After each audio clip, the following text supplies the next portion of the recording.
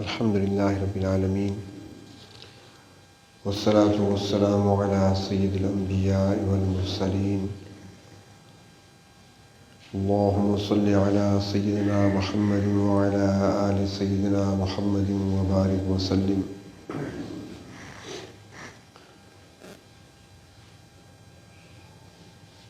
جس طرح ہم دیکھتے ہیں کہ بارش کے آنے سے پہلے ٹھنڈی ہوائیں چلتی ہیں اور بارش کی آمد کی خوشخبری سناتی ہیں، ہواؤں کے بعد بادل آتے ہیں اور چھا جاتے ہیں، اور پھر اس کے بعد بارش برستی ہے۔ اسی طرح جب رجب کا مہینہ آتا ہے تو ٹھنڈی ہوائیں چلنا شروع ہو جاتی ہیں رحمت کی، اور پھر جب شعبان کا مہینہ آتا ہے تو گھٹا چھا جاتی ہے، بادل چھا جاتے ہیں، اور جو ہی رمضان کا چاند نظر آتا ہے رحمتوں کی بارش برسنا شروع ہو جاتی ہے۔ یہی وجہ ہے کہ رمضان کی آمد سے پہلے رمضان کا استقبال کیا جاتا ہے۔ ہم تو رمضان کا استقبال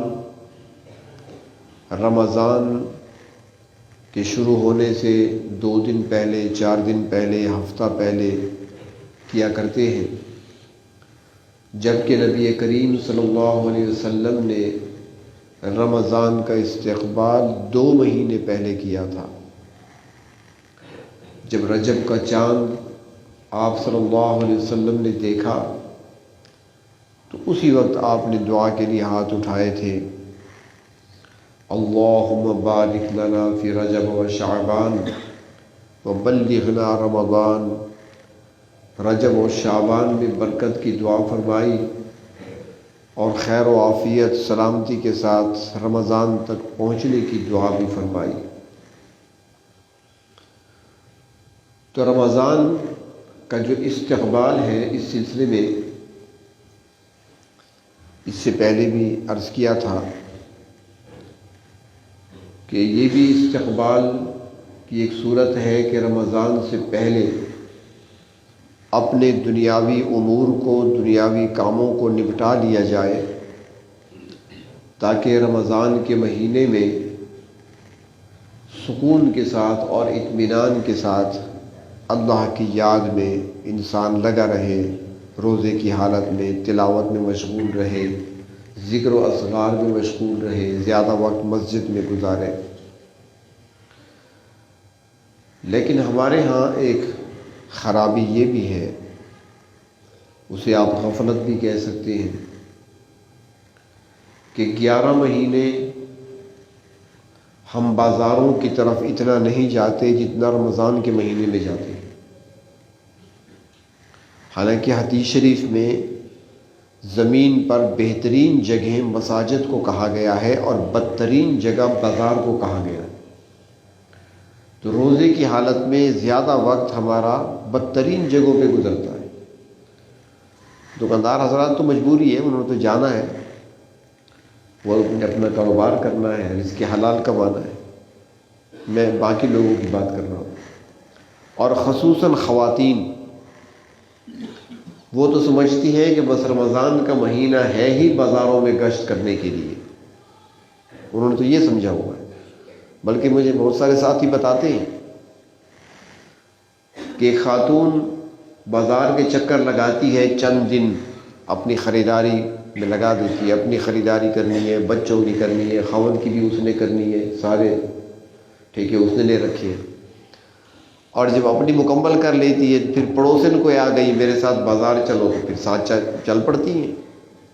پھر نند آ گئی، اس نے کہا میرے ساتھ بازار نہیں چلو گی، تو نہیں چلے گی، ہمیں اللہ نے پیدا ہی اس لیے کیا ہے، چل پڑتی ہیں۔ تو سارا مہینہ ان کا بازاروں میں گزرتا ہے، دن بھی اور راتیں بھی۔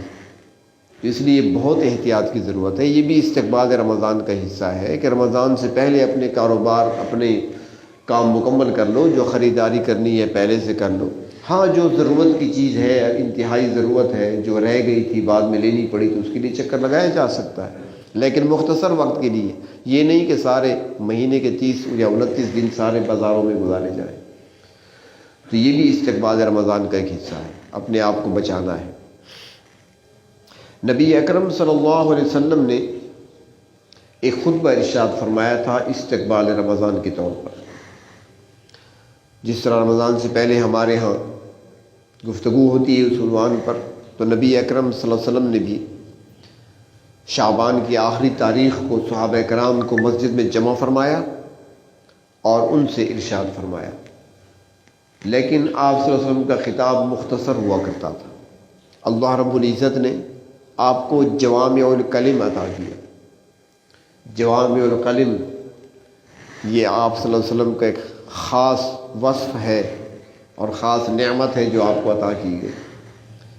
ایک ہی جملہ لیکن ایسا کہ تشریح کرنے والے تشریح کرتے کرتے تھک گئے، کتابوں کے اوراق سیاہ ہو گئے، ابھی تک تشریح مکمل نہیں ہوئی، چل رہی ہے ابھی۔ آپ کا خطبہ تو مختصر ہوتا ہے لیکن اس کی تشریح پر کتابیں بھری پڑی ہیں، لائبریریاں بھر گئی ہیں۔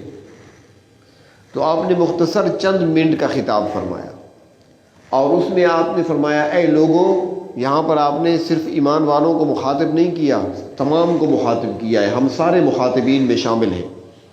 فرمایا ایھا الناس، اے لوگوں، تمہارے اوپر سایہ فگن ہونے والا ہے ایک عظمتوں والا اور برکتوں والا مہینہ۔ دو لفظ آپ نے رمضان کے لیے استعمال فرمائے۔ عظمتوں والا مہینہ، عظیم مہینہ ہے، عظمت اسے حاصل دی گئی ہے، اس کو حاصل ہے اس مہینے کو۔ قرآن کریم کے نزول کے لیے بھی اللہ رب العزت نے 12 مہینوں میں سے اسی مہینے کا انتخاب فرمایا ہے، تو عظمتیں تو ہیں۔ اور فرمایا کہ برکتوں والا مہینہ ہے، تمہارے اوپر سایہ فگن ہونے والا ہے۔ فرمایا کہ اس میں ایک رات ایسی ہے، اسی مہینے کے اندر ایک رات ایسی ہے کہ جس کی فضیلت 1000 مہینوں پر بھی زیادہ ہے۔ یعنی اس رات کی جو برکتیں ہیں، اس رات میں جو رحمتیں نازل ہوتی ہیں، اس رات میں جو اعمال پر اجر و ثواب عطا کیا جاتا ہے، وہ عام مہینوں کے حساب سے دیکھا جائے تو 1000 مہینوں سے بھی زیادہ ہے۔ اور فرمایا کہ اس مہینے میں تم پر روزے فرض کیے گئے، اور روزے تو فرض کر دیے دن کے وقت، اور راتوں کے قیام کو تمہارے لیے سنت قرار دیا گیا۔ یعنی تراویح ہے یا باقی نوافل ہیں، وہ سنت ہے یا نوافل ہیں تمہارے لیے۔ اور فرمایا کہ یہ وہ مہینہ ہے عظمتوں اور برکتوں والا مہینہ کہ نفل نیکی فرض کے برابر ہے اجر و ثواب کے اعتبار سے۔ کوئی بھی نفل نیکی کی جائے، یہ صرف نماز کے لیے نہیں ہے، ہر نفل نیکی۔ اب مثال کے طور پہ آپ نے کسی فقیر کو کچھ دے دیا خیرات کے طور پر، تو یہ خیرات دینا فرض زکوٰۃ کے ثواب کے برابر ہے۔ یعنی ہر نفل عبادت جو بھی ہوگی وہ نفل عبادت فرض کے برابر ہے، اور فرض کو 70 گنا بڑھا دیا گیا۔ یہاں پر ایک بات اور بھی عرض کروں، زکوٰۃ کے حوالے سے گزشتہ ہفتہ کچھ گفتگو ہوئی تھی، خطبہ جمعہ میں بھی اور خطبہ جمعہ کے بعد بھی، لیکن پھر بھی کچھ باتیں رہ جاتی ہیں۔ تو ایک بات رمضان کے حوالے سے عرض کروں کہ ہمارے کچھ ساتھیوں کا خیال ہوتا ہے کہ رمضان میں زکوٰۃ ادا کرنے کا ثواب زیادہ ہے۔ اس میں کوئی شک نہیں، اس میں کوئی شک نہیں کہ ثواب زیادہ ہے، لیکن اگر پڑوس میں کوئی بھوک سے مر رہا ہے اور آپ رمضان کا انتظار کر رہے ہیں، یہ تو مناسب نہیں ہے۔ یہ تو مناسب نہیں کہ پڑوسی آپ کا بھوکا ہے اور آپ کہتے ہیں زکوٰۃ تو میں نے دینی ہے لیکن دوں گا رمضان میں، انتظار کرو، اتنے تک نہ مرنا تم، رمضان شروع ہو جائے میں نے زکوٰۃ تمہیں دینی ہے۔ ایسے نہیں ہونا چاہیے۔ جب جس کو جتنا ضرورت ہے اس کی ضرورت کو پورا کرنا اس وقت اجر کے لحاظ سے وہی افضل ہے۔ شاید ہو سکتا ہے کہ وہ رمضان سے بھی کئی گنا آگے بڑھ جائے، تو اس لیے ضرورت مند کا ضرورت کے وقت بھی خیال رکھا کریں۔ اور دوسرا، ابھی ایک مجھ سے زکوٰۃ کی بات آ گئی، تو ایک ساتھ مفتی صاحب مجھ سے پوچھ رہے تھے کہ بھئی کچھ لوگ ایسے ہوتے ہیں جو زکوٰۃ دیتے ہیں، اور آپ نے تو کہا ہے کہ بتائیں نہیں کہ بھئی یہ زکوٰۃ کی رقم ہے، ضروری نہیں ہے بتانا، ویسے دے دیا کریں کیونکہ عزت نفس کسی کی خراب نہ ہو۔ تو آپ اس کو یہ نہ کہیں کہ یہ زکوٰۃ کی رقم ہے، ویسے دے دیں، ہاں یہ رکھ لو، کام آئے گا آپ کے۔ نیت زکوٰۃ کی اپنی کریں، اگر نیت نہیں کی تو پھر تو زکوٰۃ ادا نہیں ہوگی۔ نیت کر لیں، اس کو بتانا ضروری نہیں ہے۔ تو وہ مفتی صاحب کہہ رہے تھے کہ کچھ لوگ تو ایسے ہوتے ہیں نا کہ جب بعد میں ناراضگیاں ہوتی ہیں نا تو پھر کیا کہتے ہیں، ہوں تک سارے زکاتاں تے پلدا رہی ہے، سارے سامنے کھڑا تھی گی۔ تو اس کے بارے میں کیا حکم پوچھ رہے تھے، تو میں نے کہا قرآن کریم سورۃ بقرہ میں اللہ تعالیٰ نے فرما دیا، لا تبطلوا صدقاتکم بالمن والاذی، اپنے صدقات کو، صدقات کے اندر جہاں صدقات کا ذکر آتا ہے اس میں زکوٰۃ بھی ہوتی ہے، اس میں فطرانہ بھی ہے، اسی کے اندر ساری چیزیں، واجب صدقات بھی ہوتی ہیں اور یہ دوسرے نفل صدقات بھی ہوتے ہیں۔ تو اللہ فرماتے ہیں لا تبطلوا، باطل نہ کرو، کیا مطلب، ضائع نہ کرو۔ تو اس آیت سے معلوم ہو رہا ہے کہ جس نے صدقہ دینے کے بعد کبھی تانا دیا تو وہ عمل ضائع ہو گیا، وہ عمل اس کا خراب ہو گیا، برباد ہو گیا۔ اس لیے کسی کو زکوٰۃ دی ہے، کسی کو صدقہ دیا ہے، صدقہ فطر دیا ہے یا کوئی بھی مدد کی ہے، اس کا تانا نہیں دینا چاہیے بعد میں، نہ تو تانا دے سکتے ہیں نہ اس کے بدلے میں اس سے کام لے سکتے ہیں کہ میں اس کی مدد کر رہا ہوں لہذا میرا یہ کام کر دو، یہ کام کر دو، پھر وہ انکار کرے تو پھر یہ اپنا ہاتھ روک لے۔ ایسا نہیں ہونا چاہیے۔ اگر دیا ہے تو اللہ کی رضا کے لیے دے کر بھول جاؤ کہ میں نے کس کو دیا تھا۔ اس لیے تو ہمارے جو سلف صالحین تھے وہ جب دیکھتے تھے کہ فلاں شخص محتاج ہے، اس کی ضرورت ہے، وہ رات کے وقت تھیلی کے اندر اگر ان کے پاس آٹا ہوتا تو وہ ڈال دیتے تھے، یا ضرورت کی کوئی اور چیز ہوتی وہ ڈال دیتے، اگر نقدی ہوتی سی درہم وغیرہ وہ تھیلی میں ڈالتے، اندھیرے میں آتے اور ان کے دروازے کے اندر رکھ کر خاموشی سے چلے جاتے۔ اب دینے والے کو بھی پتہ نہیں ہوتا کہ گھر کے بچے نے اٹھایا، بڑے نے اٹھایا، مرد نے اٹھایا، عورت نے اٹھایا، کس نے اٹھایا، اور گھر والوں کو پتہ نہیں ہوتا تھا کہ ہماری مدد کس نے کی ہے۔ وہ غائبانہ دعائیں ان کے لیے کیا کرتے تھے۔ یہ طریقہ تھا دینے کا۔ تو اس لیے جب دیں کسی کو، مال زکوٰۃ کی صورت میں ہو، صدقات کی صورت میں ہو، نہ تو احسان جتلائیں اور نہ اس کو تکلیف پہنچائیں، نہ اذیت پہنچائیں، نہ ذہنی کوفت ان کو پہنچائیں، اور نہ بعد میں اس کو تانا دیں اور نہ اس کے بدلے میں ان سے کام لیں۔ تو بہر طور فرمایا نبی کریم صلی اللہ علیہ وسلم نے کہ وہ مہینہ عظمتوں والا، برکتوں والا آ رہا ہے کہ جس کی نفل نیکی وہ فرض کے برابر ہے، اور جو فرض ہوگا وہ 70 فرائض کے برابر ہوگا اجر و ثواب کے لحاظ سے۔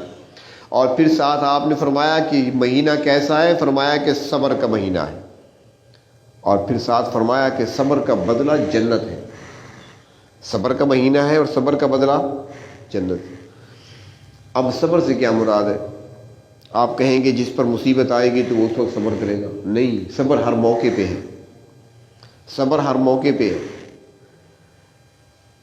اگر پریشانی تکلیف آ گئی اس پر بھی صبر کیا جاتا ہے، اس کو بھی صبر کہتے ہیں، برداشت کرنا، کوئی شکوہ شکایت زبان پہ نہ لانا، اللہ کی ناراضگی والے کلمات اور جملے زبان سے ادا نہ کرنا، بے صبری کا مظاہرہ نہ کرنا، وہ بھی صبر ہے۔ لیکن گناہوں کا چھوڑنا یہ بھی صبر ہے۔ اب دیکھ لیں یہ جو استعمال کرتے ہیں نا، یہ رمضان کا مہینہ آئے گا نا جی، اگر میری بات یاد رہے گی کچھ ساتھیوں کو تو منع کیا گیا تھا نہیں دیکھنا، لیکن تھوڑی تھوڑی دیر بعد جیب سے نکالیں گے ضرور، جی چاہے گا ذرا دیکھ لوں، چیک کر لوں، پھر کہے گا نہیں رمضان ہے، پھر رکھے گا۔ تو یہ بھی صبر ہے، یہ بھی صبر ہے، اور صبر کا بدلہ کیا ہے؟ جنت ہے۔ اللہ کے نبی نے فرمایا صبر کا بدلہ جنت ہے۔ جی چاہے گا اس کو کھول لوں، ذرا یوٹیوب دیکھ لوں، پھر صبر کر کے رکھ دیا، بدلہ کیا ہے؟ بولے نا بھائی، جنت ہے نا، جنت چاہیے نا۔ ان چھوٹی چھوٹی باتوں پر جنت کیوں نہیں کماتے؟ کما لو، جنت آسان ہے۔ نکالا آپ نے موبائل فون، یوٹیوب پہ دیکھ لوں، ذرا فیس بک کو ذرا چیک کر لوں، لیکن پھر خیال آیا کہ نہیں رمضان کا مہینہ ہے، رکھ دیا۔ یہ صبر ہے، اور صبر کا بدلہ جنت ہے۔ اس طریقے سے اپنے غصے کو کنٹرول کرنا، وہاں بھی صبر ہوتا ہے۔ بازار میں گزر رہے ہیں، کوئی موٹر سائیکل گزرا آپ کے ساتھ، کپڑے خراب کر دیے، پانی پڑا ہوا تھا، کوئی گاڑی گزری، موٹر سائیکل گزرا، اس موقع پر صبر کرنا ہوتا ہے، خاموش رہ جانا، کچھ نہ کہنا، اکھیاں بھی نہیں دیکھنے، یہ بھی بے صبری ہے۔ صرف بعض اوقات زبان سے ہوتا ہے، کوئی گالی دیتا ہے اور صرف کوئی دیکھ لیتا ہے غصے سے، دیکھے بھی نہیں، اللہ شکر ہے میں اس قابل تو نہیں تھا، میں اس قابل تو نہیں تھا، میرے عمل تو ایسے ہیں کہ کیچڑ میرے سر پہ ڈالا جاتا، میرے سر کو بچا لیا، کپڑوں پہ آ گیا، اللہ پھر بھی آپ کا شکر ہے۔ تو صبر کرنا۔ گھر میں آئے، گولا بجنے میں ٹائم 2 منٹ رہ گئے، پکوڑے تیار نہیں ہوئے، اب برتن توڑنے ہیں، گلاسوں کے ادھر ادھر پھینکنا ہے، یا صبر کرنا ہے؟ صبر کا بدلہ جنت ہے۔ اللہ کے نبی نے وہاں بھی صبر کرنا ہے۔ تاخیر ہو گئی تو کیا ہوا، آج پانی سے افطار کر لو، کھانے کو دیر ہو گئی، کوئی خواتین آ گئی ہوگی گھر میں، مہمان آ گئے ہوں گے، اس کو موقع نہیں ملا، سالن بنانے میں دیر ہو گئی، روٹی پکنے میں دیر ہو گئی، تو کیا ہوا، ایک دانہ کھجور کا کھائیں، پانی کا گلاس پی لیں، چلیں نماز پڑھ لیں، اس کے بعد کھانا کھا لیں۔ یہ صبر ہے۔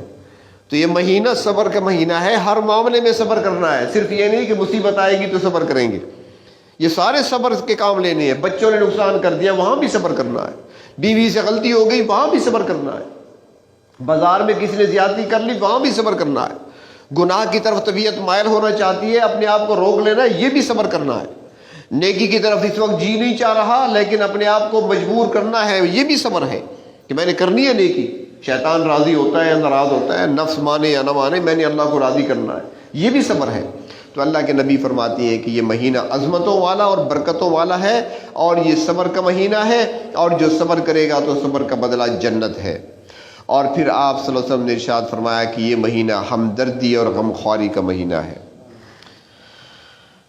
اس نقطے کو بھی ذرا سمجھیں، یہ مہینہ ہمدردی کا ہے اور غمخواری کا ہے، دوسروں کے غم دکھ میں شریک ہونا غمخواری کہلاتا ہے، اور دوسروں کو تکلیف میں دیکھ کر، پریشان دیکھ کر، ضرورت مند دیکھ کر، حاجت مند دیکھ کر اس کی ضرورت کو پورا کرنا، اس کی حاجت کو پورا کرنا، اس کے ساتھ تعاون کرنا، یہ ہمدردی کہلاتا ہے۔ کسی پر ترس کھانا یہ ہمدردی میں آتا ہے، یہی ہوتا ہے نا، اس کے علاوہ کوئی اور معنی تو کوئی نہیں۔ تو اب یہاں پر دوسروں کے ساتھ ہمدردی کا جذبہ پیدا ہوتا ہے، غمخواری کا درجہ دل کے اندر غمخواری کا جذبہ پیدا ہوتا ہے۔ انسان جب خود بھوکا ہوتا ہے، دوسروں کی بھوک کا احساس ہوتا ہے، میں تو ایک دن کا بھوکا ہوں، وہ بھی ٹائم پہ کھایا تھا، ٹائم پہ کھاؤں گا، لیکن جو ساتھ والے ہیں بیچارے، پتہ نہیں ان کو کھانا ملتا بھی ہے کہ نہیں ملتا۔ ہمدردی کا جذبہ پیدا ہوتا ہے، دوسروں کی تکلیفوں کو سمجھنے میں آسانی ہوتی ہے۔ اور یہاں پر ایک نقطہ جو میں عرض کرنا چاہتا ہوں کہ ہمدردی تو انسان انسانوں سے کرتے ہیں، لیکن رب تعالیٰ سے بڑھ کر کوئی بندوں کے لیے ہمدرد ہو سکتا ہے؟ غمخواری تو ہم بندے بندوں کے ساتھ کرتے ہیں، پروردگار عالم سے بڑھ کر بندوں کے لیے کوئی غمخوار ہو سکتا ہے؟ تو جب اللہ تعالیٰ دیکھیں گے بندہ میرا بھوکا ہے، پیاسا ہے، میری رضا کی خاطر، تو رب تعالیٰ اس کو کتنا نوازیں گے۔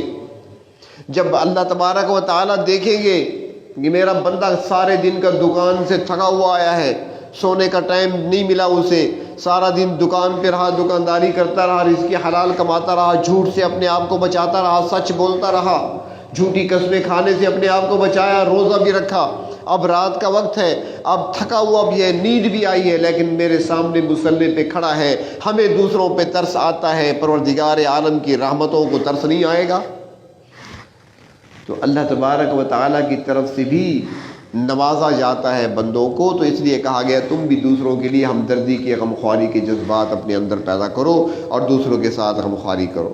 اور ساتھ فرمایا کہ مومن بندوں کا، ایمان والے بندوں کا رزق اس مہینے میں بڑھا دیا جاتا ہے، اس میں اضافہ کر دیا جاتا ہے، برکتیں آ جاتی ہیں، خصوصاً جو روزہ رکھنے والے ہیں ان کے لیے خصوصی طور پر رحمت اور برکت اللہ تبارک و تعالیٰ کی ان کے شامل حال ہوا کرتی ہے۔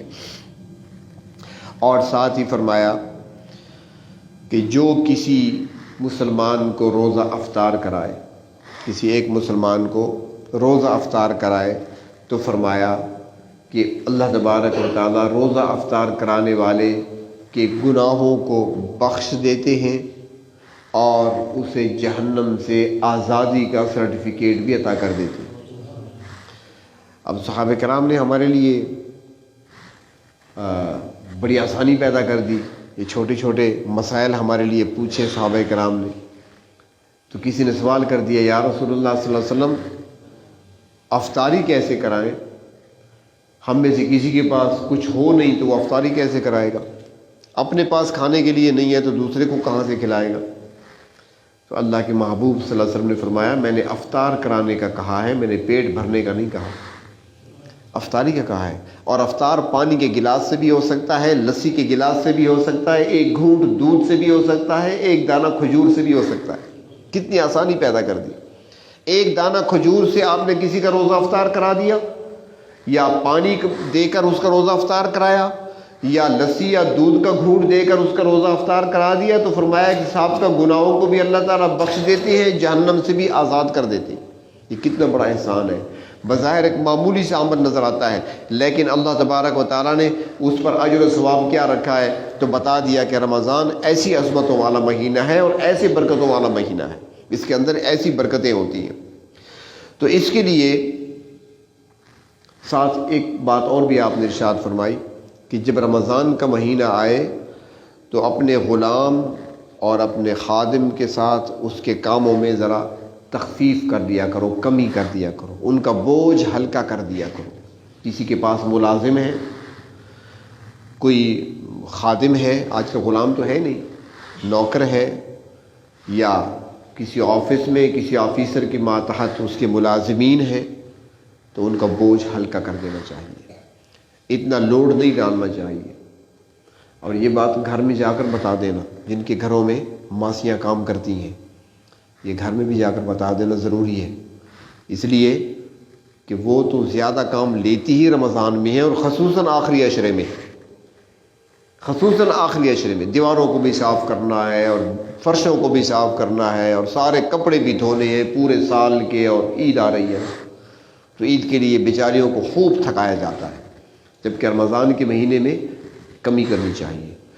اور یہاں پر تو غلاموں کا ذکر ہے اور خادموں کا ذکر ہے، نوکروں کا ذکر ہے، تو میں ایک بات اور بھی عرض کروں گا کہ جہاں نوکروں کے لیے نرمی کا حکم دیا گیا، خادموں کے لیے حکم دیا گیا، تو خاوندوں کو اپنی بیویوں کے ساتھ تو اس سے بڑھ کر نرمی کا معاملہ کرنا چاہیے رمضان کے معاملے میں، کیونکہ تھکاوٹ جس طرح مرد کو ہوتی ہے عورت کو بھی اسی طرح ہوتی ہے، کام اس کے بھی ہوتے ہیں، اور اس پر اتنا زیادہ لوڈ ڈال دینا جس کے لیے وہ پریشان رہے، پھر تھوڑی سی تاخیر پر، تھوڑی دیر ہو جانے پر پھر اس کی کلاس لے لینا، یہ مناسب یہ بھی نہیں ہے۔ کام میں تخفیف ہونی چاہیے، کام تقسیم کر لیا کریں۔ اب گھروں میں تو کوئی نہیں آپ کو دیکھ رہا نا، رمضان کا مہینہ ہے، عصر کا ٹائم ہے، ہر کوئی اپنے گھر میں ہے، کوئی آپ کو رن مرید نہیں کہے گا، خاموشی سے لگے رہے، پکوڑے بنا لیں، جو آپ سے ہوتا ہے کچھ کام، روٹی نہیں پکا سکتے آپ، کچھ اور تو کر سکتے ہیں، سالن بنا نہیں سکتے، چمچ تو ہلا سکتے ہیں، کچھ نہ کچھ کام کر لیا کریں، تو اس پر بوجھ ہلکا ہوگا، اور جب بوجھ ہلکا ہوگا تو پھر نتیجہ کیا نکلے گا؟ اللہ کے محبوب نے فرمایا کہ صاحب کا گناہ معاف کر دیے جائیں گے، جہنم سے آزادی کا اعلان کر دیا جائے گا، کیونکہ وہ بھی تو اللہ کی بندیاں ہیں۔ ایک واقعہ کہیں پر پڑھا تھا کہ ہندوستان میں ایک شخص تھا، تو اس کی وفات ہوئی، تو بعد از وفات کسی اللہ کے نیک بندے سے ملاقات ہوئی، تو انہوں نے پوچھا ہاں بھائی تم تو بڑے مزے میں نظر آ رہے ہو، باغ کے اندر بیٹھے ہو، لگتا ہے اللہ تعالیٰ نے خاص کرم کر دیا، کون سا عمل کیا کرتے تھے؟ اس نے کہا اعمال تو بہت سے تھے، لیکن یہاں جب پہنچا ہوں تو سارے اڑ گئے، کوئی پتہ نہیں، ایک عمل اللہ کو پسند آیا۔ اس نے کہا مجھے بتا دو۔ تو اس نے کہا کہ میرے گھر میں ہمیشہ غربت رہی ہے، اور 2 وقت کا کھانا بڑی مشکل سے ہوتا تھا، کبھی ایک وقت کھا کر شکر ادا کیا کرتے تھے، میں اور میری بیوی رہا کرتے تھے۔ ہمارے جی میں، میرے اور میری بیوی دونوں کے دل میں یہ خواہش تھی کہ کبھی ہم مرغ کا گوشت کھائیں، مرغ پکائیں، گھر میں مرغی پکائیں یا مرغ پکائیں، لیکن اسباب نہیں تھے، ہمارے پاس اتنا کچھ تھا نہیں کہ ہم مرغی خریدیں یا مرغ خریدیں۔ اس زمانے میں شاید یہ مرغی کا گوشت نہیں ملتا ہوگا، آج کل تو ملتا ہے نا تول کے حساب سے، پاؤ چاہیے، آدھ پاؤ چاہیے، اس زمانے میں تو صرف مرغی ہوا کرتے تھے، وہ دیسی جسے کہتے ہیں، تو پورا لینا پڑتا تھا۔